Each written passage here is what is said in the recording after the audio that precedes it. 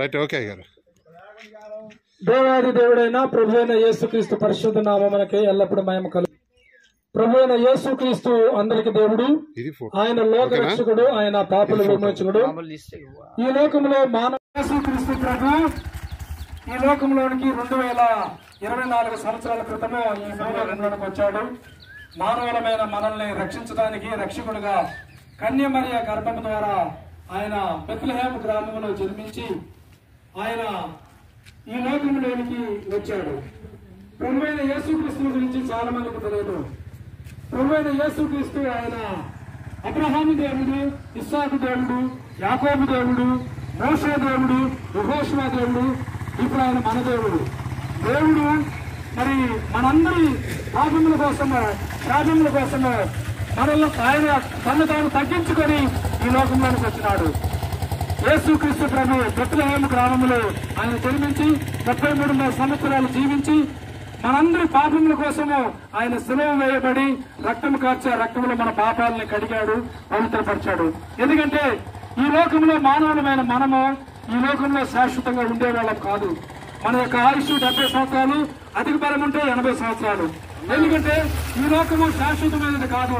మానవులకి మనం చూస్తూనే ఉన్నాం, వస్తున్నారు, పుడుతున్నారు, చనిపోతున్నారు. ఎవరు కూడా శాశ్వతంగా ఈ లోకంలో ఉండలేదు. మరి మనం చనిపోయిన తర్వాత ఎక్కడికి పోతాం అనేది మనం ఆలోచన చేయాలి.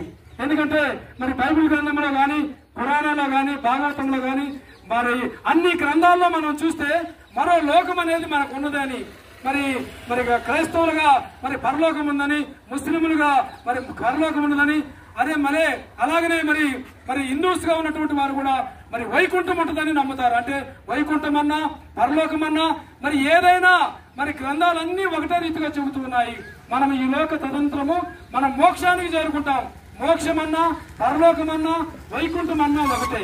ఎందుకంటే మనం చనిపోయిన తర్వాత మరి మనము వైకుంఠం లేక పరలోకం లేక మోక్షం మనం వెళ్తాం దేవుడి దగ్గరికి.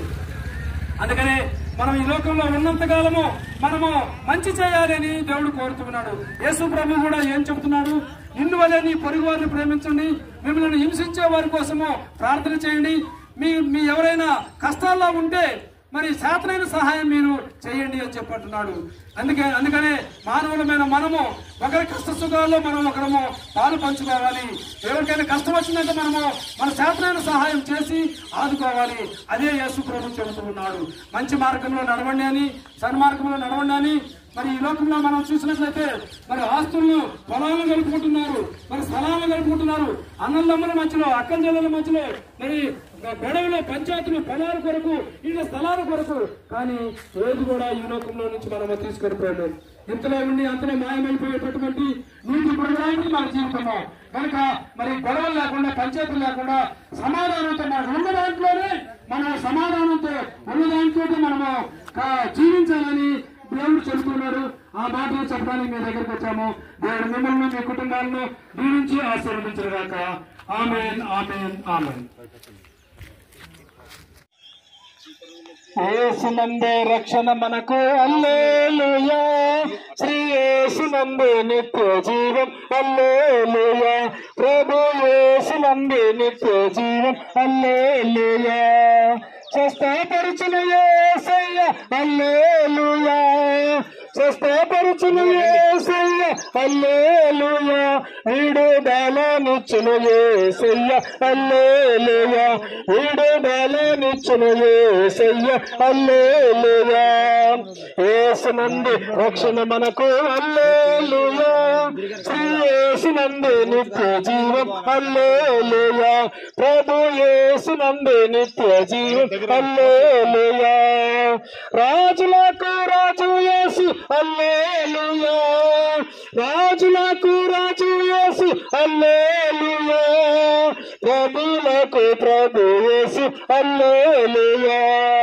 ప్రభులకు ప్రభు యేసు, హల్లెలూయా. గ్లోరీ. యేసునందు రక్షణ మనకు, హల్లెలూయా. శ్రీ యేసునందు నిత్య జీవం, హల్లెలూయా. ప్రభు యేసునందు నిత్య జీవం, హల్లెలూయా. స్వస్థపరచును యేసయ్య, హల్లెలూయా. స్వస్థపరచును యేసయ్య, హల్లెలూయా. విడుదలని ఇచ్చిన యేసయ్య హల్లెలూయా. యేసుక్రీస్తు అందరికీ ప్రభువు. నిన్ను నేడు నిరంతరము ఒకటే రీతిగా ఉన్నటువంటి దేవుడు, మారని దేవుడు, మార్పులేని దేవుడు ప్రభువైన యేసుక్రీస్తు మనందరితో మాట్లాడుతున్నాడు. ప్రయాసపడి భారము మోసుకొనిచున్న నిన్ను విడిచి క్షణమైన నా కొరకే సిలువలో ప్రాణమిచ్చిన ప్రాణప్రియుడా. పిల్లలకి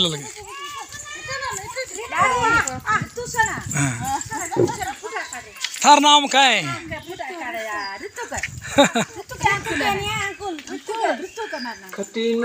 కఠినాత్ములందరూ నేరాలు మోపి అన్యాయ తీర్పు తీర్చిన కఠినాత్ములందరూ నేరాలు మోపి అన్యాయ వారు ఎవరున్నారయ్యా? ప్రాణం పెట్టిన దేవుడవు నీవే యేసయ్యా. ప్రాణం పెట్టిన దేవుడవు నీవే యేసయ్యా. నీకన్నా లోకాన నాకెవరున్నారయ్యా? నాకున్నా తోడు నీడ నీవే యేసయ్యా. నీకన్నా నాకెవరున్నారయ్యా? నాకున్నా తోడు నీడ నీవే యేసయ్యా. నీ భావాలు నా ఎదలోనే నిండాలి, ఏ జాములోనైనా నా ఎదలు పొంగాలి. యేసయ్యా నీ భావాలు నా ఎదలోనే నిండాలి,